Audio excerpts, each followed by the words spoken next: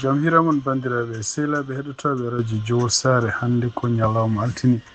awri ko 14 lewru octobre hitande ujunnaji ɗiɗi e nogas ene habruji moɗon e ɗemgal Pulaar guiɗoɗen ko toon to États-Unis hono gomu laamu biyeteɗo FIMA ɗum noon walloɓe e ɗiɗo jayeji surtout keneli bannoɗe ñanden ɗi ɓe keeɓi menace uji ɗum waɗi oɗo saaha ɓe mbayi no ɓe liggortono ɗiɗo menace uji men tuma ko banggue kanko Donald Trump en dutto toon kadi to politique hono kanko Donald Trump e Kamala Harris ɓe goni koye jonte cakkitte ko fate campagne uji maɓɓe habruji men international jiɗoɗen ko Canada ɗum noon wayni ko ɓuuri nane hakkude Canada e oɗo saaha joni e Inde ɗum noon sababude neɗɗo baranoɗo toon to Canada taw ko neɗɗo Sikh habruji men international manam en toon to wali hono goto ardinoɓe e groupe jihadiste uji ene wayno warama toon to Sénégal e Mauritanie leyɗele takkiri walla leyɗele taariɗo ko wiyete fleuve Sénégal ene wayno ko ndiyameji nen ɓeydo nadde kadi ne bonna won guure won hono kanko Bachir Diomaye Faye e tungnaji konguɗi ɗi o haali mo ya toon to koydigo ɗum noon to banggue maayo to pour wawde kadi jokkodirde ɓeɗo boniraɓe sibabude ɗamɗo ilam cakki tortoɗen habruji men ko toon to Mauritanie e tungnaji kadi e kanko Mahamadou Cheikh Ghazouani ɗiɗo mandat makko ɗiɗo ƴewde coggu gueɗe kewɗe kutorteɗe ñande fof ussude ɗum noon ko guila e liɗɗi ha e sukara ha e maaro ha e kosameje ma en gara détoji muɗum seeɗa ɗum won titre joni ɓurɗi mawnude oɗo journal ma en jañi hen joni so tawi Allah jaaɓi siftinde ɗon hannde ko altini 14 lewru octobre hitande ujunnaji ɗiɗi e nogas e nayyi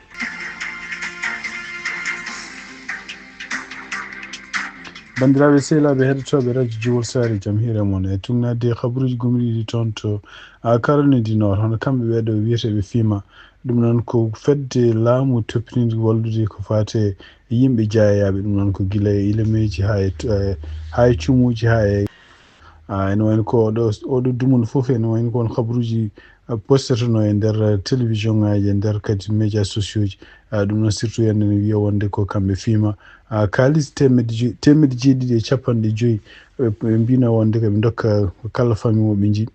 pour ko yaaci saɗa jogui gueɗe ɗe ganduɗa ni ɗi sodde ɗon pour hutoro ɗum ɗon ene wayno habruji jaltini wiya wonde ko ɗen temedde jeeɗiɗi e capanɗe joyyi so tawi yimɓeɓe jaaɓi oɗon kalis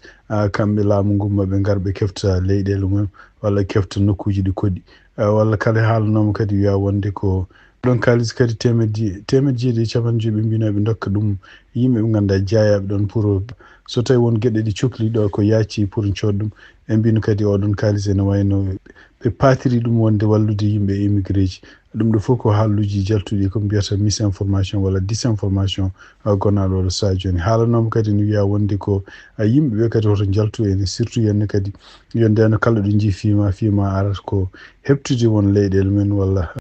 ko ɗum waɗi e ko yiya hande ko yiya ɗeɗo balɗe hono kamɓe garde national wawi fottude yimɓe hewɓe e nder laddiji he taw ko joguiɓe firlaji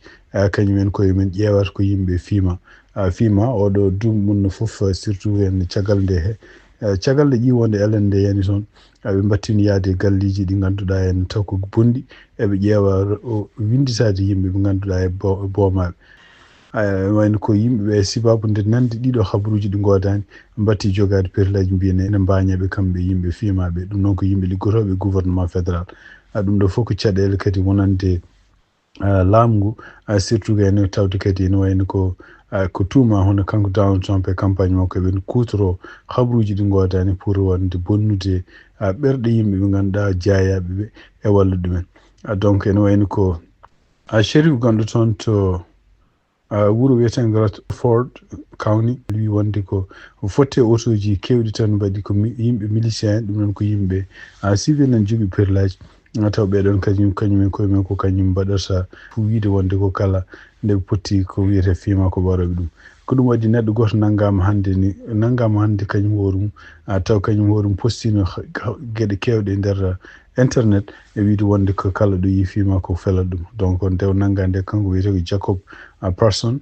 yaara ko duuɓi 49 e kadi o jeeya ko toon to wuuro wiyeten ko Bostik ene wayno ko toon to Caroline du Nord o nagga nde kadi ala mo wari ala kadi mo felli kono e sibabude gueɗe ɗe posti e nder médias sociaux ji kanko hoore makko nanga ɗum ko misdemeanor oɗo saha joni o mo foti artude toon tribunal kono o oppitama siba taw caggal nde o rokki garantie ko jiiɗa ɗum kanko Donald Trump e nder kadi haaluji ɗi o haalno ñande aset ande ɗum noon ko taw mo yehi toon to Fox News o haali no wi wonde ko so tawi ñande ñalawma woto nden kanko hoore makko mo yiiɗi hutorade militaire uji no wiiri e warde yimɓe añɓe makko wonɓe nder ɗum noon añɓe wonɓe nder kono kanko Kamala Harris hurtirimi ɗum añɓe wonɓe nder ɗum noon firti ko yimɓe ɓe ngannduɗaa en tugnaki ko kanko Kamala Harris no famniri holko Donald Trump yiɗi wiide o wi wonde ko yiɗi wiide wonde ko omo hutoro militaire uji so ari pour wawde wañde yimɓe ɓe ngannduɗaa en taw ko wayno journaliste uji haalɓe gueɗe ɗe ngannduɗaa welanima kanko Donald Trump walla kadi yimɓe ɓe ngannduɗaa en liggotonoɓe e bureau ji woote taw ko kañumen koye men ko sallinoɓe pour kanko wujjandemo ko fati woteji walla yimɓe goyi ko wayno ñawoɓe ngannduɗaa yiɗɓe rewde ko fati lawol pour ñawde gueɗe ɗe ngannduɗaa partude makko kanko Donald Trump kanko Donald Trump ko ɗum o yiɗi wadde so ari ɗum ɗo fof noon en wayno ko nde kanko vice président makko J.D. Vance o jabta ɗum kadi kanko hoore makko tan woni to campagne o wi wonde ko en wayno ko Donald Trump ko haali ko ɗum ko hunde nde foti wadde so tawi yimɓe ñande woose waɗi ñande woote ɓennde hono yimɓe ngari ene ceppa ene bonna galleji walla ene cuuma galleji donc militaire uji mbawi hutorede pour jana e ɓeɗon ɗum ɗo fof no ene wayno ko haalluji bonɗi wonande campagne o tan fuɗɗima ñadde no fewi donc wawi wonde fof ene wayno ko kanko Kamala Harris e kanko Donald Trump woni koye ñalawmaji cakkitти ko fama tan wona oɗo saha joni hono kanko Kamala Harris omo jogui hande caɗele wawde hebde haqqillaji yimɓe ɓe ngannduɗaa taw ko yimɓe espagnol en surtout en rewɓe sukaɓe e walla kadi won ɓaleɓe même ɗo e leydi he ko ɗum waɗi kanko Barack Obama e nder konguɗi ɗi o haali balɗe nayyi joni ɓennude toon to Pennsylvania o famni yimɓe so tawi ɓaleɓe gonɗo e jiiɗi ko supportude hono kanko Donald Trump pour sikkude wonde ko alay saago ko gorko tan arto leydi ɗum ko oron goni walla so tawi ɓe cikki wonde ko Donald Trump e nder duuɓi muɗum nayyi ɗi laaminoɗi walli ngaalu leydi ndi yaaru yeeso koɓe mbaɗi erreur par ce que ngaalu ngu nde o ari nde kanko Donald Trump o tawi ko kanko Barack Obama omo fewni leydi ndi ken wonno duuɓi jeetati donc kanko Barack Obama haade makko yaltude ala fof lewru nde laamu makko wasi ɓeydude liggeyaji ko ɗum woni ko haalta oɗo saha joni wayno ko famata tan sondage uji ɗi ne keewi to ɗi gummi won ummiɗi ko to ngannduɗaa surtout en ko fati e médias sociaux ji ɗi ngannduɗaa kanko Donald Trump e surtout kanko kadi ballowo hono biyeteɗo Elon Musk ɗi mo kalata ene wayno ko ɓe mawninta hen ko Donald Trump wiide ne jogui 60% walla ko ɓuuri ɗum wonde Kamala Harris yettaki hay 30% so tawi noon ƴeewa médias ji goɗɗi ɗi ngannduɗaa ene mbiya koyemumen ko neutre ene wayno ko hakkude mabɓe koko wiyete taille firti ko 50% walla 48% goto mabɓe fof heɓata ene wayno ko kanko ɓuuri hewde ko wiyete pourcentage kono noon kanko Kamala Harris so tawi ko fati e sukaɓe e ko fati e rewɓe ko fati kadi janggoɓe ko kanko ɓuuri hewde yimɓe donc andaka taw holno woteji mbayata par ce que ene wayno ko famnata hono kanko Kamala Harris campagne makko famni yimɓe ma woni républicain ji kewɓe yiɗɓe wodde kono noon jogorani jabade ɗi sondage uji donc ene wayno ko ñaññere jogade oɗo saha joni contre makko kanko Donald Trump surtout wonande rewɓe surtout kadi wonande yimɓe ɓe ngannduɗaa républicain ji ngannduɗaa kañumen koye men ko contre makko ɗum noon ko hunde nde ngannduɗaa pour maɓɓe ko hunde ko signe uji hawnaki ko yiyete sondage uji ko wona ɗum woni ko woodi ko wawi wonde fof ene wayno ko hay kamɓe républicain ji oɗo saha joni won républicain ji fuɗɗiɓe hulde wonde ko hawnaki gueɗe ɗe parɗe e avortement ɗe sibabu no mouvement rewɓe en wawi hewde doole kañumen koye mum il faut ko ma mbaylanno ma canji no kaliranno ɓeɗon républicain ji noon ko yimɓe ɓe ngannduɗaa kañum koye men en jeeno e wodɓe pour fortude cour suprême mo États-Unis ha kañum heɗum sammini ko wiyete Roe contre Wade e kadi ɓeɗon républicain ji kadi ko yimɓe ɓe ngannduɗaa kañumen koye men hadde kala ko woni avortement e nder États-Unis donc ɓeɗon en jeeya hen hono kanko représentant jeeyaɗo toon to Californie biyeteɗo Jan Duarte représentant kadi biyeteɗo Tom Kean jeeyaɗo toon to New Jersey e kadi kanko candidat républicain jeeyaɗo toon to San Diego Matt Gunderson an wayno ɓeɗo fof mbayli goɗɗum men mbiyanno kañumen koye men ko yimɓe añɓe ko yimɓe ɓe jaɓata kala ko fati avortement kono wayno oɗo saha joni ɓe mbi wonde ko kamɓe ɓe jiiɗi ko rokkude choix neɗɗo yo suɓo ko moƴƴi e muɗum surtout yone debbo rokki droit muɗum droit suɓade kala ko moƴƴi e safaro muɗum walla ko moƴƴi e ɓandu muɗum. Kabaruji e ɗemngal Pulaar e radio Jawol Sare. International giɗoɗen ko toon to Canada e tumnade kadi e haalluji gommiɗi toon to bureau kanko premier ministre Justin Trudeau en wayno e ñalawma hannde ɓe mbawi wiide wonde ɓe jaltini ɓe jamiri gardiɗo goomu diplomatie taw ko indien gonɗo toon e yimɓe woɗɓe ken woni yimɓe joyo liggotonoɓe bureau makko yo jaltu leydi ndi woni ko caggal nde kamɓe Canada ministre maɓɓe des affaires étrangères et police nde ɓe mbi wonde koɓe neɗɗo baranoɗo toon to Canada hitande ujunnaji 2023 taw kadi ko jogui ko nationalité Canada kono noon ko neɗɗo gonɗo e diine biyeteɗo sikh ene wayno ɓe tawi wonde ko kamɓe Inde ko surtout kamɓe corps diplomatique gonɗo toon to Canada ko kañumen koyemen kabri affaire oɗo haade mum warede kabri won gouvernement toon to Inde kadi yimɓe ɓe ngannduɗa hen taw ko bandiji pour arde yoɓade fitandu makko e jaabol mabɓe kamɓe Inde kamɓe koye mabɓe e nder konngol jaldugol gummingol toon to ministére mabɓe affaires étrangére ɓe jamiri kadi hono tolno hono neɗɗo mabɓe jamiraɗo yaltu Canada to tolno muɗum joɗaniɗo Canada toon to Inde kañum e yimɓe joyo kadi liggoto e mum yo jaltu leydi ndi mbiya koyo jaltu toon to Inde ñande ko ina wayno ko samedi ɓenɗo hoto taw ɗumen toon to Inde ko wawi wonde fof ina wayno ɗum ɗo kadi ko ɓuuri mawde wonde hakkude kamɓe Canada e Inde toon to Mali tugnade habaruji gomiriɗi toon to Abidjan TV net ene wayno ko kanko gardinoɗo goomu kanko gardinoɓe fedde jihadiste uji biyeteɗo Al Isa Ould Yahya gandiraɗo Djoubay Biba Al Ansari ene wayno o warama toon to nande jeegom lewru octobre hitande ujunnaji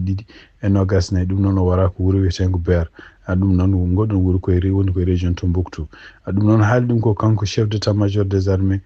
mo Mali wi wonde ko ɓe joɓimi fitandu makko ɗum noon kadi ne wayno ko kanko hoore makko ko terroriste gandaɗo e kadi ne wayno ko wara ko caggal nde ɓe mbaɗi opération riposte taw ko kamɓe fama ko forces armées malienne ɗum noon pour wawde habde e ɓeɗon yimɓe walboniyankoɓe joguinoɓe kadi anni yande mabɓe toon to Beer ko wawi wonde fof ene wayno ko e tugnade kadi e analyse uji mabɓe kamɓe Mali ene wayno ko warede oɗo en sabu ko kañum wonno coordinateur ko kañum kadi wonno neɗɗo ɓurnoɗo sasde kamɓe walboniyankoɓe kadi ko kañum hoore mum tumaɗo walla jiilirtenoɗo oɗo dumunno foof kanko hoore makko wallata heblude yimɓe hewɓe ko fate surtout yen suɓade hol yimɓe waɗateɓe walla wadde ko wiyete en explosive pettoji e nder nokkuji ken taw ken ɗum ne tampi taw ɗum ɗon ene suma autoji walla ne wara yimɓe militaire uji Mali taw ɗeɗon pettoji ene jeeya gueɗe ɗe ngannduɗa tampinɗeɓe kamɓe militaire uji malinaɓe donc wawi wonde fof ene wayno ko hismaɓe kamɓe armé malien oɗo mayde muɗum ma addan caru hono kamɓe walboniyankoɓe tawde ko kanko ɓurno jogade coordination groupe aji ɗiɗo walboniyankoɓe wonɓe toon to Mali toon to Sénégal hono kanko président leydi Sénégal Bachir Diomaye Faye e premier ministre leydi Sénégal hono Ousmane Sonko ɓe mbawi présentude document goto document ɓe mbiyata ɗum ko agenda national pour waylude leydi Sénégal tuggi oɗo saha joni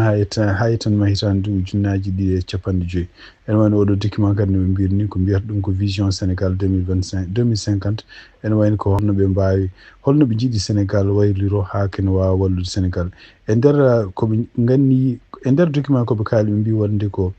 haade hitande ujunnaji 2050 produit intérieur brut ɗum noon ko kala ko wiyete en gueɗe ɗe ngannduɗa en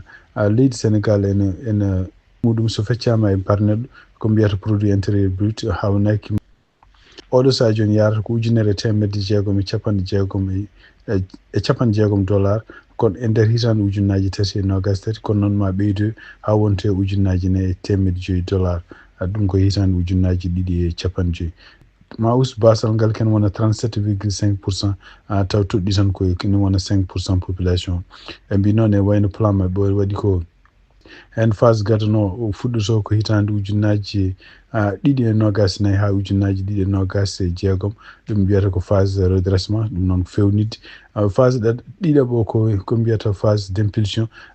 ɓeydude doole muɗum ko hitande ujunnaji ɗiɗi e nogas e jeeɗiɗi fuddoto ha hitande ujunnaji ɗiɗi e capantati phase cakkitto woni phase accélération fuddoto ko hitande ujunnaji ɗiɗi e capantati e goho ha hitande ujunnaji ɗiɗi e capanɗe joyyi e tugnade koɓe kalini e mbi wonde so tawi oɗo plan walla oɗo vision moɓe jogui e ndeɗo deftere nde ɓe kalanno so tawi ɗum marsi hawnaki Sénégal ma won leydi jeeɓetendi toon e Afrique donc document ne waɗi gueɗe kewɗe gonɗe hen dasuji muɗum holno ɓe jiddiri ɗum wayata tugnade kadi e kamɓe ɓeɗo ɗiɗi mbiyata yimɓe diyo ɗum noon kanko Bachir Diomaye Faye kanko Ousmane Sonko ndeɗo deftere ko ɗum woni koɓe liggotono oɗo dumunu foof pour wiide ko ɗum ɗo woni plan mabɓe pour ɓamtude leydi Sénégal hande toon to kanko Bachir Diomaye Faye ɗum noon e conférence mo wonno toon to nokku guinniraɗo Abdou Diouf to jaam ñaaƴo o wi ko kanko Bachir Diomaye Faye surtout yen sibabunde jeeya gonɗe to en e guure takkiɗe maayo Sénégal ɗum noon ko ndiyam ɗam kewgol muɗum ha bonni won guure won kanko hoore makko mo yaha hakkude sappo e jeetati ñande sappo e jeetati e sappo e jeenayi lewru ndu mo yaha toon to kuuji gonɗo e région Kédougou ɗum noon kadi ko wawde fottoyde e yimɓe ɓe ganduɗa jeeyaɓeɓe e kadi ene wayno ko ɓeydade kadi wallude ɗumen pour ɓeydade kadi hollude ɗumen laamu ngu no ndew men e wiide makko kadi hono yimɓe ono kanko Bachir Diomaye Faye o wi wonde ko ministre toppitiɗo ko fate famille et solidarité kañum hoore mum ma yadde toon ministre de l' intérieur et de la sécurité publique ɓen koyemen kañumen foof ma jaade makko ma jaa toon to ɗiɗo nokkuji ɗi ganduɗa en taw ko ilam ne bonni ɗum walla ilam ne tampini toon to ɗeɗon guure ɗum noon ko ɗum woni ko yaltito toon to Sénégal ko jiiɗa e ɗum ɗon ko toon to banggue tribunal to hono kanko biyeteɗo Lat Diop ɗum noon ko kanko wonno ancien ministre o meeɗi wonde ministre toppitiɗo ko fate sport cokaɗo ha oɗo saha joni ene wayno ko tumnade kadi habaruji gommiri toon to avocat ji makko kamɓe avocat ji ɓe meeɗani hebde d' abord holko takka ko ɗum waɗi ɓe mbawano wadde haydara e tugnade noon e ko yalti hande hono kanko juge d' instruction ene wayno rokkiɓe dossier ji ko ganduɗa kanko Lat Diop ko takka oɗo saha joni o tuuma noon wonde ko société mo ardino biyeteɗo LONASE ɗum noon ko kañum woni baɗannoɗo ko fate loterie ji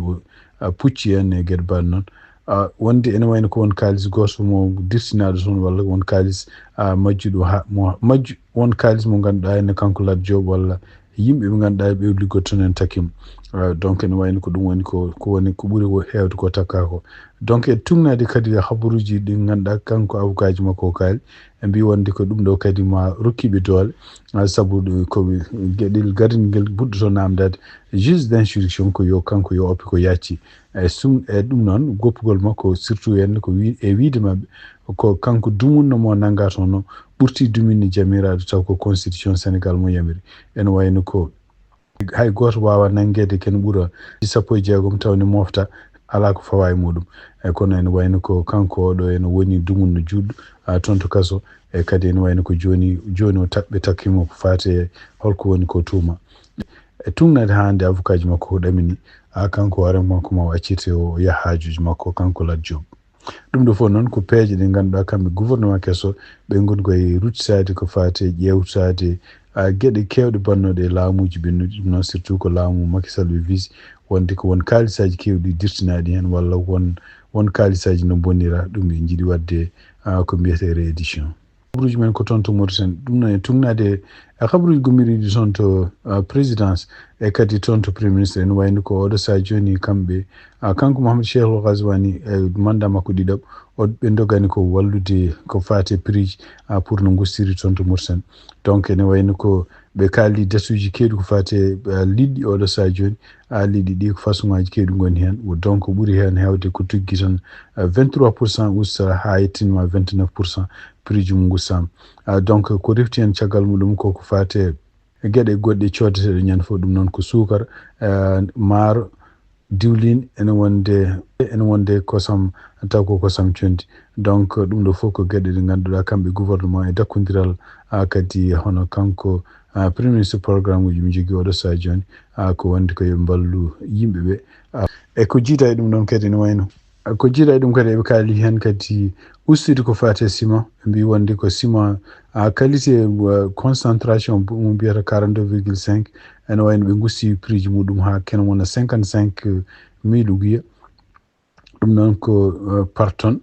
kono noon qualité mo mbiyata concentration muɗum ko 32,5%, donc mo pirɗan no feewi ene wayno tonne muɗum joni foti yeyede ko 52,000 uguiya ɗum noon ko kalis kiɗɗo.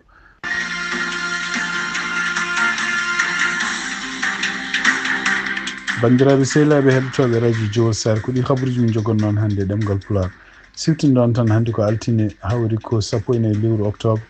hitande ujunnaji 2024 yen mbaale jaam ha janggo kadi so Allah jaaɓi on jarama.